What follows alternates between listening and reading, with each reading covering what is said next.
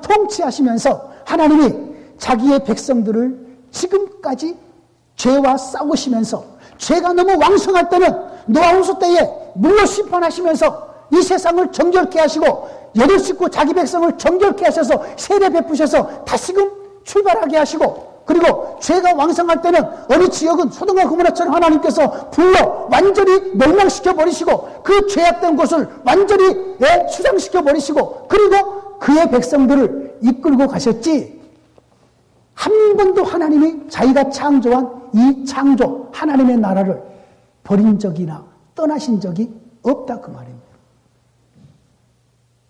우리가 지금 눈에 보는 이 세상이 얼마나 존귀한 세상인지 우리 동역자들이 아셔야 됩니다. 우리의 구원이 여기를 떠나서 뿅! 저 천국에 들어가는 것이 아닙니다. 내가 지상 천국을 얘기한 게 아니고 성경 속에, 이렇게 두꺼운 성경 속에 여러분, 내일 구원론 때 제가 구원을 얘기할 때 얘기하겠지만 이렇게 두꺼운 성경 속에 천국에 대한 얘기가 몇 장이나 나올 것 같습니까? 몇 장? 몇 번이나 언급될 것 같습니까? 불교의 극락?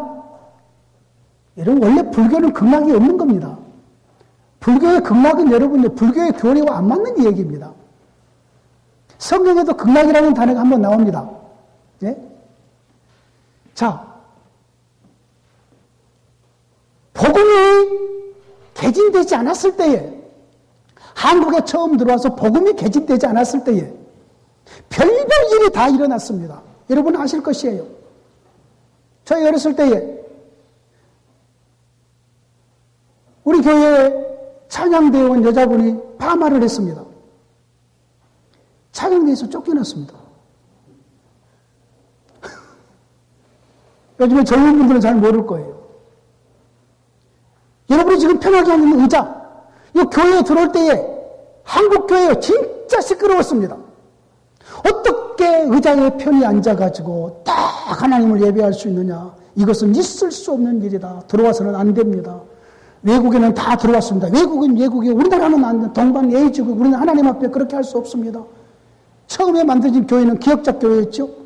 남녀 7세 부동성인데 어떻게 한 자리에서 예배할 수 있느냐. 기역자로 만들어서 여왕은 이쪽, 남자는 이쪽, 강대상은 가운데 놓고 딱 설교한 거지요. 예?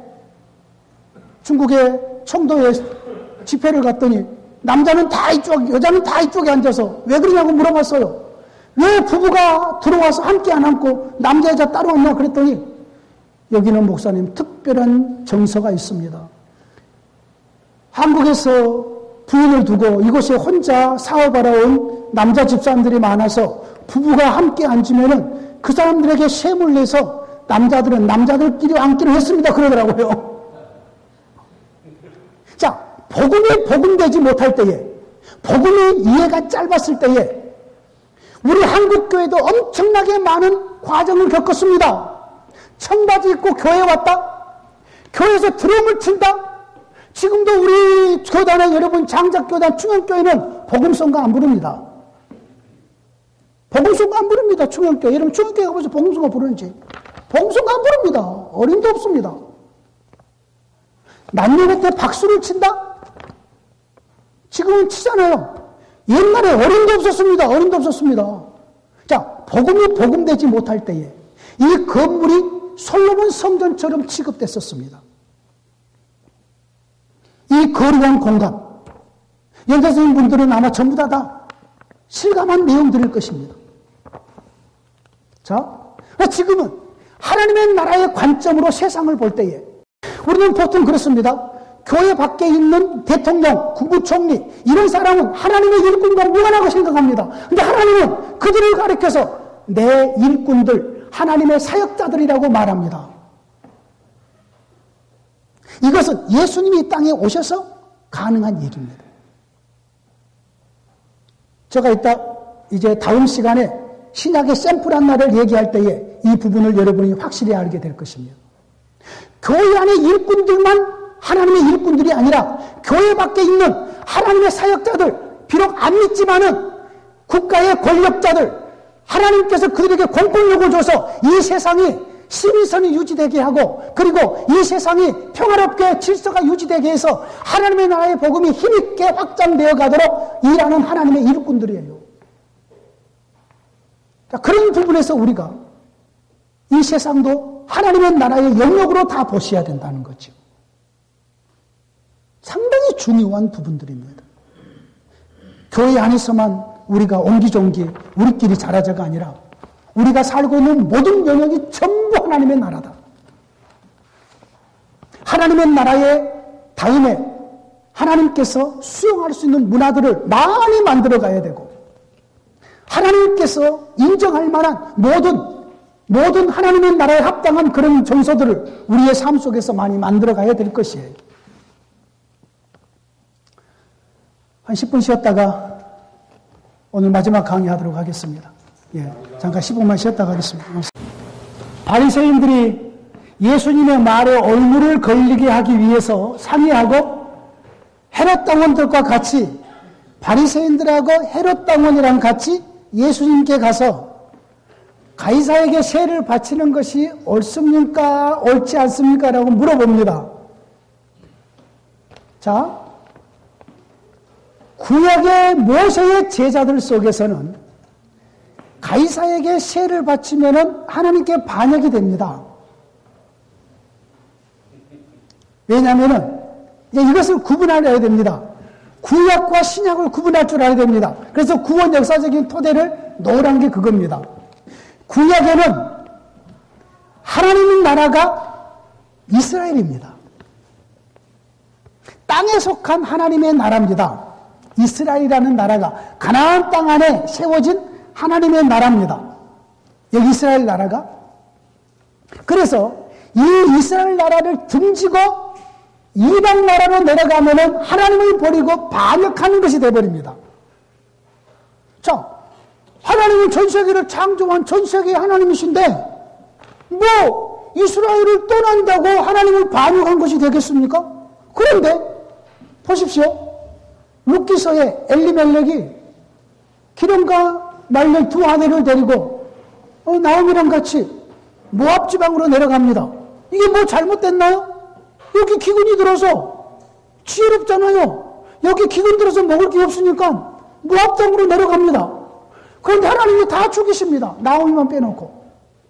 엘리멜렉도 죽이시고 말년도 죽이고 기름도 죽입니다. 그리고 나오미 혼자 남습니다. 다음에 나오미가 고백합니다. 전능자의 손이 우리를 치셨다. 나를 나오미라고 부르지 말아라. 마라라고 불러라. 자, 왜냐하면은 구약시대 때는 하나님께서 자신의 나라를 가나안 땅에 세우셨습니다. 그래서 구약의 목표가 여러분 이거 특별히 하나님 나라 구속사에서 중요한 흐름입니다. 구약의 목표는 가나안 땅이 하나님의 나라입니다. 가나안 땅입니다. 구약이 하나님의 구약의 목표. 구약의 목표는 가나안입니다. 가나안. 그래서 가나안을 버리고 등지고 이방 나라로 가면은 하나님을 버리고 떠나는 것이 되어버립니다. 그리고 이방의 왕에게 조공을 바친다, 세를 바친다. 이것은 이스라엘을 하나님을 거역함이 됩니다. 하나님은 구약의 이스라엘을 모든 세상의 제사장 나라로, 장자의 나라로 세우셨어요. 이스라엘의 역할이 그 역할입니다. 그래서 하나님의 보좌가 땅에 설치돼요. 구약에는. 이제 내일 또 이 부분 얘기하겠지만은 하나님의 나라가 땅에 설치됐기 때문에 구약이 하나님의 말씀에 순종하면 전부 다 땅의 것으로 복을 줍니다. 하나님이. 구약이 그렇잖아요. 구약 시대에 하나님의 보좌가 예루살렘, 가나안의 예루살렘이라는 땅에 하나님의 성전 집이 지어지고 하나님의 보좌가 거기에 설치가 됐기 때문에 구약에는 아직 하늘이 안 열렸습니다. 이런 여러분 한마디 한마디를 여러분께서 중요한 부분은 놓치지 않으면 좋겠어요. 구약에는 아직 하늘이 닫혀 있습니다. 하늘이 아직 안 열린 시대입니다. 그래서 구약에는 누가 죽었다. 뭐라고 얘기해요? 조상들에게로, 열조에게로 돌아갔다고 얘기를 합니다. 조상들에게로 돌아갔다. 이렇게 얘기를 합니다. 신약에야 드디어 하늘이 열렸다. 왜? 하늘에서 오셨기 때문에 하늘이 열려요. 그리고 신약에는 하나님의 보좌를, 하나님 보좌 우편에 설치를 하셔요. 하나님의 나라의 왕의 보좌를. 그래서 새 시대에는 하나님께 죽도록 충성해도 하늘에 신령한 것으로 복을 주셔요. 예수님의 제자들 중에 한 명이라도 집 가진 제자들 있나요? 땅 많이 가진 제자들 있나요? 한 명도 없습니다. 왜요? 하늘의 신령한 복이 그들에게 주어졌지 땅의 것이 없어도 상관없어요. 구약에는 하나님께 순종하면은 전부 땅의 복으로 복을 받습니다. 가나안 땅에 그 기업이 가나안 땅에 주어졌기 때문에 이것은 하나님의 나라의 구속사에서 상당히 중요한 틀 중에 하나입니다. 우리에게 주어진 복음을 이해하는데 상당히 중요한 틀입니다. 그런데 여기에 바리새인, 율법을 따라서 행하는 모세의 제자들입니다. 그러므로 로마의 가이사, 왕의 그 황제에게 세를 바치는 것은 하나님을 반역하는 행위입니다. 자, 또 헤롯의 당원들이 만약에 예수님께서 가이사에게 세를 바치지 말아라. 그러면은 어떻게 돼요? 예수님은 가이사를 대적하는 로마의 법을 어기는 그런 정말로 큰 죄를 짓게 되는 거죠. 그래서 두 바리새인의 제자들과 바리새인들과 그리고 헤롯 당원들이 함께 와가지고 예수님께 묻습니다. 가이사에게 세를 바치는 것이 옳습니까? 옳지 않습니까? 라고 묻습니다. 자, 여기서 일반적으로 사람들이 이렇게 생각합니다. 예수님이 지혜로우셔서 양쪽의 마음을 다 살피시고 아주 지혜롭게 대답을 하셔서 이 고비를 넘기셨다라고 대답을 합니다. 일반적으로 그렇게 이 본문을 풉니다. 하나님의 지혜, 하나님의 그분의 지혜가 그 사람들의 중심을 전부 다 예수님은 다 아시잖아요. 그죠? 전부 다 아시고 오늘 여기에 그들의 악함을 아시고 이럴 때 외식하는 자들아 어찌하여 나를 시험하느냐 책임낼 돈을 내게 보이라 하시고 된다는 마음을 가져왔습니다. 예수님 말씀인데 이 영상과 이 글이 누구의 것이냐? 가이사의 것입니다. 예수님 말씀하죠. 가이사의 것은 가이사에게, 하나님의 것은 하나님께 바치라. 아주 지혜롭고 그 사람들의 마음을 보시고 마치 지뢰를 피해가듯이 정확하게 주님께서 대답을 하셨다. 이 수준으로 이 본문을 이해를 합니다. 전혀 아닙니다.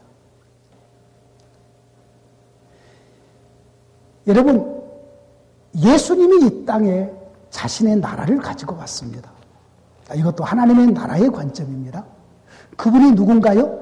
하나님의 나라의 왕이십니다. 이 본문은 우리 주님께서 하나님의 나라의 왕으로 오셨습니다. 예수님이 가이사의 왕으로 오셨습니다. 가이사의 주인으로 왔습니다. 그래서 드디어 예수님이 선언하시는 겁니다. 가이사의 것은 가이사에게, 하나님의 것은 하나님께 바치라고 드디어 선언하신 것입니다. 하나님의 나라의 왕으로 오셔서 가이사의 주인으로 오셨기 때문에 이 말씀을 드디어 할 수가 있다 그 말입니다. 하나님의 나라의 왕이라니까요, 예수님이. 하나님의 나라의 왕은 가이사의 주인입니다. 가이사의 왕입니다.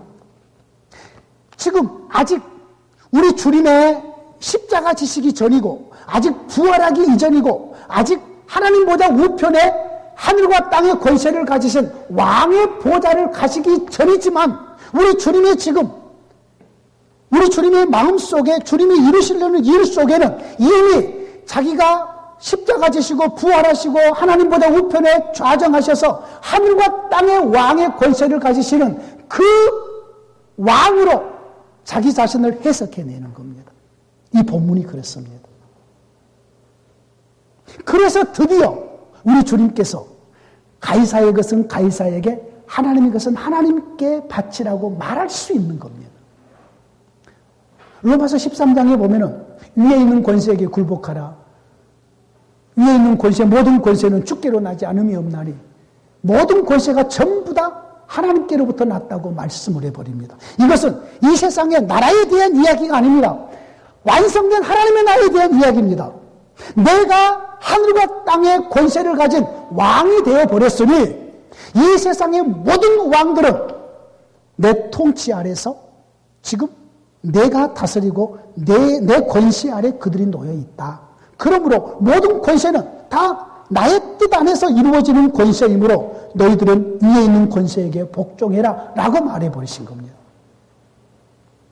구약 때의 이방 권세에게 복종해라, 이 말은 하나님의 백성들에게 징계고 심판입니다.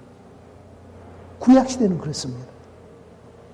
그러나 이제 드디어 하나님의 나라를 가지고 오신 우리 주님이 드디어 자기 백성들에게 위에 있는 권세에게 복종해라. 여기는 위에 있는 권세는 이방 권세를 두고 하는 말입니다. 로마의 권세를, 로마서잖아요. 로마서 13장. 예? 위에 있는 권세에게 복종. 왜? 예수님 자신이 하늘과 땅의 왕이 되셨기 때문에 드디어 그 말씀을 하고 계신다, 그 말입니다. 여기도 같은 맥락입니다.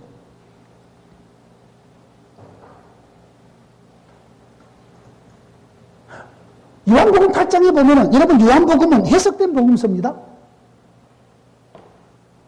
우리 형제가, 목사님, 구약 성경을 읽어가기 너무 어려워요. 어떤 성경부터 읽을까요? 예수 믿고 처음에 막 읽어야 될 성경이 요한복음입니다. 왜냐하면 요한복음은 해석된 복음서이기 때문에 그렇습니다. 요한복음은 어떤 얘기를, 어떤 사건을 얘기하고 나서 반드시 해석을 해줍니다. 이 성전을 홀라 내가 사흘 만에 일으키리라. 해석을 해줍니다. 이는 성전된 예수님의 육체를 가리켜 말씀하심이라. 해석을 해줍니다. 다른 복음서하고 좀 다릅니다. 요한복음서는 공간복음 속에 안 들어가잖아요. 마태, 마가, 누가복음은 공간복음, 요한복음은 따로 떼어 있는데 이 복음서는 해석된 복음서고, 그리고 마태, 마가, 누가, 요한복음 속에 없는 사건들이 많이 있습니다. 요한복음에 아주 중요한 7대 기적이 있는 거지요. 요한복음에는 3개의 신앙 고백이 있습니다. 나다나엘의 신앙 고백, 마르다의 신앙 고백, 그리고 도마의 신앙 고백. 이 3개의 신앙 고백이 베드로의 신앙 고백만 유명한 것이 아니라 상당히 중요한 신앙 고백입니다. 부활 이후의 신앙 고백을 아주 한 사람은 유일하게 도마입니다. 나의 주시며 나의 하나님이십니다. 고백해내지요. 이 3개의 고백이 요한복음의 기둥을 이루고 있습니다. 근데 요한복음 8장에 보면은 앞에 복음서에 나오지 않는 가늠하다가 잡힌 여인이 돌에 맞아 돌을 가지고 지금 고쳐서 지금 죽기 직전에 있습니다. 돌로 들고 칠까요 말까요? 라고 말씀합니다. 근데 주님께서 땅에다 손가락으로 뭘 쓰십니다. 성경학자들은 거의가 다 돌을 들고 있는 사람들의 죄를 썼다 라고 이렇게 기록들을 합니다만 그것은 중요한 게 아닙니다. 뭘 썼느냐, 무슨 내용을 썼느냐가 중요한 게 아닙니다. 우리 주님께서 너희 중에 죄 없는 자가 돌로 치라라고 말씀하십니다. 주님께서 그들의 죄를 낱낱이 전부 다 알고 계신 것이죠. 하나씩 돌을 놓고 다 가십니다. 자, 그들이 예수님께 와서 모세의 율법에 의하면은 이런 상황 속에 있는 여자는 돌로 치라고 했습니다. 선생님은 뭐라고 하시겠습니까? 이때 우리 주님께서 너희들 중에 죄 없는 자가 돌로 치라고 말씀합니다. 여러분, 율법을 주신 분이 예수님입니다. 모세에게 율법을 주신 분이 예수님입니다. 그런데 예수님께서 말씀하시기를 그 자기가 주시는 율법에 의하면 이 여자는 죽어야 됩니다. 그런데 주님이 이 여자를 자기가 주는 율법 그것을 뛰어넘어서 살리십니다. 왜요? 주님이 사랑이셔서? 아닙니다. 새로운 시대가 온 겁니다. 새로운 시대. 율법에 의한 시대가 아닌 아들이 와서 통치하는 새로운 시대가 시작된 겁니다. 이런 내용 읽어보셨죠? 새 포도주는 새 부대에 같은 원리입니다. 아들이 하나님의 나라를 가지고 와서 새로운 왕의 통치가 시작이 된 것입니다. 새로운 왕의 통치. 여기서 제가 한 가지 중요한 것 원리 하나 얘기하죠. 예수님이 율법을 폐하러 오신 것이 아니라 완전케 하러 오셨다고 얘기합니다. 지금까지 신학계에서는 예수님이 어떻게 율법을 완성하셨느냐, 예수님이 율법을 전부 다 지키셔서 그 의를 믿는 우리에게 전가시켰다고 가르쳐 왔습니다. 맞죠? 조직신학에서 그렇죠? 예수님이 율법을 전부 이루셔서, 여러분 율법을 예수님이 다 지키셨나요? 자, 우리는 율법을 도저히 지킬 수 없는데, 우리는 이 세상에 누구라도 율법을 지킬 수 없는데 예수님이 율법을 전부 지키시고 이루셔서 그 의를 우리에게 전가시켜서 우리도 의롭게 되었다고 얘기합니다. 지금의 신학은 그렇게 얘기하지 않습니다. 그러면 예수님이 율법을 완성하셨다는 의미가 무엇인가? 여러분, 예수님이 왜 십자가에 달리신 줄 아십니까? 율법을 범해서 달린 겁니다. 안식일 범했죠, 예수님. 그렇죠? 꼭 병을 고치는데 안식일 날 고치네? 다른 날 고치면 안 돼요? 꼭 안식일 날 병을 많이 고쳐서요. 안식일법을 어겨요. 그리고 예수님이 자기가 하나님의 아들이래. 여러분, 구약에 여러분, 마태복음 5장, 6장, 7장 산상보훈이라고 말하죠. 이 산상보훈을 해석하는 열쇠가 딱 하나가 있습니다. 그게 뭐냐면은 나는 너희에게 이르노니입니다. 여러분, 이거 꼭 기억해 놓으십시오. 나는 너희에게 이르노니, 이 말이 마태복음 5장, 6장, 7장을 해석하는 키입니다. 키. 구약의 선지자들이 하나님의 말씀을 전하려면 이래야 됩니다. 여호와께서 가라사대 하나님께서 말씀하시기를, 이래야지 하나님의 말씀을 선지자가 그대로 전하면 됩니다. 그런데 예수님이 오셔서 하나님께서 가라사대 말씀하지 않으시고 나는 너희에게 이르노니 바로 해버립니다. 이분이 누구라는 말입니까? 하나님이라는 말입니다. 여러분, 사복음서의 핵심적인 내용은 예수님이 누구신가, 예수님이 무슨 일을 행하셨는가가 핵심적인 내용입니다. 마태복음, 누가복음, 마가복음, 요한복음, 이 사복음서의 핵심적인 내용은 우리와 같은 육체로 입고 오신 예수님이 누구신가, 전부 그것입니다. 그래서 표적이라고 말하고, 그래서 기사라고 말합니다. 예수님을 드러내는, 예수님이 하나님이시라는 거죠. 예수님이 누구신가, 예수님이 무슨 일을 행하셨는가, 이겁니다. 전부 다. 전부 다 이겁니다. 이것이 궁극적인 사복음서를 기록한 목적이고, 사복음서 속에서는 전적으로 예수님이 누구신가입니다. 자, 그런데 예수님께서 자기가 모세를 통해서 율법을 줬습니다. 율법을 주신 분이 지금 가늠중에 잡힌 여인에 대해서 율법대로 처리하지 않습니다. 왜요? 이제는 자기가 새로운 나라를 가지고 와버렸습니다. 자, 그럼 율법의 완성이 뭔가? 예수님이 어떻게 율법을 완성하셨는가? 꼭 기억하십시오. 율법이 줄 수 없는 것을 예수님이 주심으로 율법을 완성하신 것입니다. 자, 다시 말씀드립니다. 율법을 완성하셨다는 말이 뭐냐? 율법을 통해서 줄 수 없는 것을 예수님이 오셔서 자기 백성들에게 전부 이루어 줘 버리십니다. 여러분, 구약의 율법을 전부 지켜도 지성소에 아무나 못 들어갑니다. 율법을 다 지켰어도 100% 전부 지켜도 지성소에는 대제사장밖에 못 들어갑니다. 맞죠? 대제사장도 7월 10일 날 대속죄일에 딱 한 번 들어갈 때 어떻게 들어가나요? 예봇을 입고, 예봇에 전부 다 옷가에 성육방울이 달려서 걸어가면 딸랑딸랑 소리가 납니다. 그러면 발목에 밧줄을 딱 묶어가지고 그러고 나서 지성소에 들어갑니다. 지성소에 들어가서 딸랑딸랑 소리가 안 나면 어떤 거요? 죽은 거요. 그러면 야, 소리 안 난다. 가서 대제사장 끌어오자. 자, 우리 제사장 들어가자. 그리고 휘장 거두고 들어가는 순간 다 죽습니다. 율법을 완벽하게 100% 전부 지켜도 지성소에 못 들어갑니다. 지성소에 들어가는 것이 하나님의 은혜의 보좌 앞에 나아가는 최종적인 거거든요. 자, 여러분 내 지파 말고 다른 모든 지파가 율법을 전부 지켜도 제사장에 들어가는 성소 안에 못 들어갑니다. 제사는 드립니다. 제사 중에 가장 핵심적인 제사가 화목제사입니다. 화목제사만 제물을 제사 드린 사람이 먹습니다. 서원의 제물은 이튿날까지 함께 먹습니다. 다른 제물은 먹지를 못합니다. 못 먹는다는 말은 무슨 말이에요? 하나님의 상에 앉아서 함께 음식을 먹지 못해요. 이것은 아직 온전한 교제가 안 이루어졌다는 말이에요. 구약에 먹지 말라, 들어오지 말라. 이것은 아직 온전한 관계가 안 이루어졌다는 말이에요.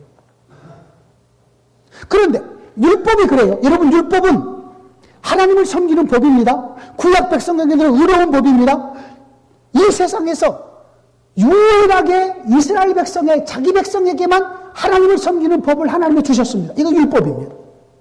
그런데 이 율법은 하나님이 조절해서 자기 백성과 교제하는 법입니다.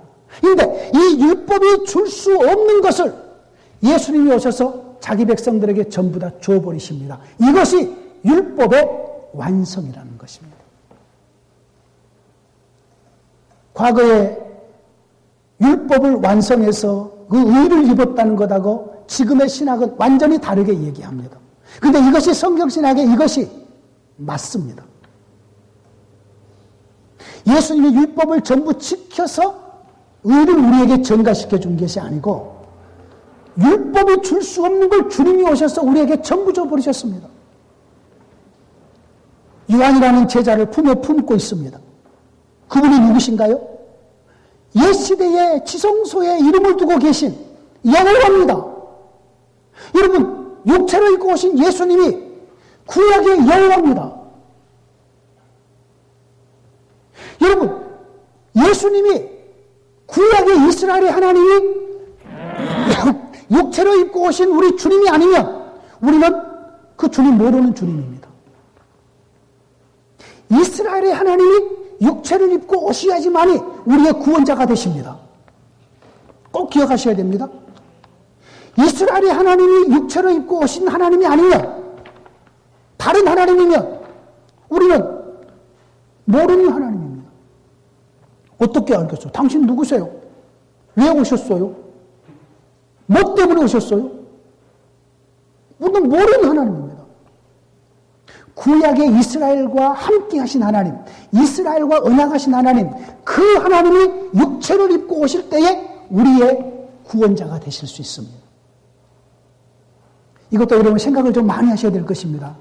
이것만 가지고도 제가 하루 몇 시간 좀 이렇게 강의를 할 수 있습니다. 왜냐하면 더 깊이 있게 나아가는 부분들이기 때문에. 자, 그래서 이 본문으로 다시 갑니다. 아까 예수님께서 새로운 자신의 나라를 가지고 와서 자신의 법으로 적용하는 겁니다. 모세의 율법이 있지만, 모세를 통해 주시는 옛 시대의 율법이 있지만, 예수님이 지금 새로운 하나님의 나라를 가지고 오셔서 새로운 하나님의 나라의 법으로 가늠한 이 여인에게 적용하시는 겁니다. 요한복음 8장에 가늠 중에 잡힌 여인의 이야기가 그렇다 그 말입니다. 같은 개념입니다. 주님께서 하나님의 나라를 가지고 오셔서 새롭게 자기가 가이사보다 더 높은 하나님의 나라의 왕으로 오셨기 때문에 우리 주님께서 드디어 이렇게 말씀하실 수 있습니다. 가이사의 것은 가이사에게, 하나님의 것은 하나님께 바치라 라고 드디어 이 말씀을 하실 수가 있는 겁니다. 주님이 가지고 오신 새로운 나라 때문에 그렇습니다. 자, 아까 제가 그랬죠. 우리가 살고 있는 이 모든 세상이 전부 다 하나님의 나라라는 그런 관점에서 이런 해석이 가능해질 수 있습니다. 지금도 마찬가지입니다. 여러분, 우리 대한민국이라는 국수주의에 너무나도 빠지지 마십시오. 여러분의 자녀들을 한국의 대학만 보내려고 애쓰지 마십시오. 세계 각국에 서울대보다 좋은 대학이 널려 있습니다. 널려 있습니다. 실력이 안 돼서 못 가고 길을 몰라서 못 가지요. 저에게는 전 세계 대학을 보낼 수 있는 네트워크가 형성되어 있습니다. 여러분의 자녀들을 어느 대학 보내고 싶으면 저한테 얘기하십시오. 제가 전부 다 네트워크를 연결해서 보내줄 수 있습니다. 우리 교회 아이들 한 40명이 넘도록 유학을 그러고 보내왔습니다. 안전하게 보낼 수 있습니다. 중요한 것은 직강을 들을 수 있어야 됩니다. 안 되면 ESL 가서 해야지요. 뭐 1년이고 2년이고 좀 해야지요. 여러분, 영어는 가장 저렴한 데 가서 영어를 해야 됩니다. 비싼 나라에 가서 영어하면 그럴 필요 없습니다. 돈이 많으면 뭐 보낼 필요도 있겠지만 필리핀, 남아프리카 공화국, 인도 그런 데 가서 영어 시키셔요. 그리고 영국에 갖다 놓으면 딱 6개월 지나면 영국 영어 구창하게 따라합니다. 전라도 사람 부산 들여다 놓으면요 6개월 만에 부산말 합니다. 실험을 했습니다. 침팬지하고 어린 꼬마하고 1년 동안을 둘이를 딱 생활하게 했습니다. 누가 누구를 따라할까 시험입니다. 침팬지가 사람을 따라했겠어요? 사람이 침팬지 따라했겠어요? 네? 사람이 침팬지 따라했어요. 침팬지는 하나도 사람 안 따라합니다. 사람이 침팬지를 따라합니다. 그 꼬마가, 말도 잘 말도 꼬마가 침팬지가 하는 대로 앉아서 이러고 있습니다. 침팬지는 전혀 사람 따라하지 않습니다. 무슨 얘기인가요? 사람은 모방을 그렇게 잘합니다. 그러므로 영어는 아주 가난한 나라 가서 저렴하게 영어를 배워서 미국 갖다 놓으면은 6개월 되면은 미국 영어 그대로 따라합니다. 정말이에요. 그런지 안 그런지. 저기 지금 미국 시민권 가지는 이스라엘에 우리 조다니엘 선교사님 오셨는데, 선교사님 제 말이 맞죠? 여러분 미국도요 서부 영어 다르고 남부 영어 다르고 동부 영어 다르고 다 달라요. 억양이 다 달라요. 여러분 영국 사람들은요 미국 영어 우습게 또 알아버립니다. 미국 영어 아휴 진짜 우습게 합니다. 영국 사람들의 프라이드가 그렇습니다. 여러분 유학 가서 미국 영어 쓰잖아요. 그러면은 교수가 일부러 what? 그렇습니다. 분명히 미국 영어 합니다. I wanna 뭐 얘기하는 거 what? 영어를 왜 그렇게 배우냐는 거. 정확하게 해라. I want to go to church. want to 하라는 거예요. I wanna to go. I wanna가 뭐냐는 wanna. 그러지 말라는 거예요. 국제사회에서 그런 영어 쓰지 않는다. 이왕이면 영어를 고급스럽게 해라. 이렇게 얘기합니다. 여러분 지금 우리 주님께서 하나님의 나라를 가져왔기 때문에 드디어 가이사의 것은 가이사에게, 하나님의 것은 하나님에게 말하고 계신 것이지, 주님이 지혜로워서 바리새인 대답도 피하고 헤롯 땅의 제자들도 피해서 피한 것이 아니에요. 자, 이제는 지금 이 본문이 예수님이 공생애 하실 때에 드러난 본문이잖아요. 이 본문이 복음으로 선포되려면 부활의 빛으로 다시 해석을 해서 교회에 선포해야지만이 복음이 된다고 그랬잖아요. 이 공생의 기간에 일어나는 일까지도, 사건까지라도 예수님의 부활의 빛으로 재해석해서 교회에 선포해야 됩니다. 자, 이때에 가이사의 것은 가이사에게, 하나님께 말씀하시는 이 주님이 십자가와 부활을 통해서 하늘의 권세를 가지셨잖아요. 그렇잖아요? 하늘의 권세를 가지셨어요. 그래서 마태복음 28장 19절 이하에 보면은 하늘과 땅의 권세를 내게 주셨으니, 빌립보서 2장 9절 이하에 보면은 하늘과 땅에 있는 모든 것들이 예수의 발 아래 무릎을 꿇게 하고 예수 그리스도를 주라고 부르게 되잖아요. 이런 권세를 가신 우리 주님이 교회의 주인 되시고 우리의 머리 되시고 우리의 왕이 되셔서 우리를 그의 나라의 일꾼으로 부르셨고, 우리를 통해서 이 세상의 모든 나라의 족속에게 보내시면서 모든 나라의 왕들을 그분이 통치하고 다스리고 있기 때문에 여러분 담대하게 왕의 권세를 가지고 세상에 나가시고 왕의 권세로 여러분의 사역을 담대하게 이루어 가시기를 원합니다. 라고 선포할 때에 예수님의 하늘과 땅의 왕 되심을 여기서 선포해 주는 거지요. 그럴 때에 복음이 교회에게 제대로 선포되는 거죠. 지혜로운 말 따라가는 것이 그 정도 수준이 아닌 것이죠. 이걸 아셔야 됩니다. 같은 개념인데 하나님 나라의 개념인데요. 오늘날 교회 안에서 병이 치료되는 경우가 있습니다. 기도에서 귀신이 쫓아나가고 되는 경우가 있습니다. 사복음서 속에 병이 치료되는 경우가 있습니다. 어떤 차이죠? 어떤 차이인가요? 여러분 속으로 생각하십시오. 시간이 없기 때문에 제가 대답하죠.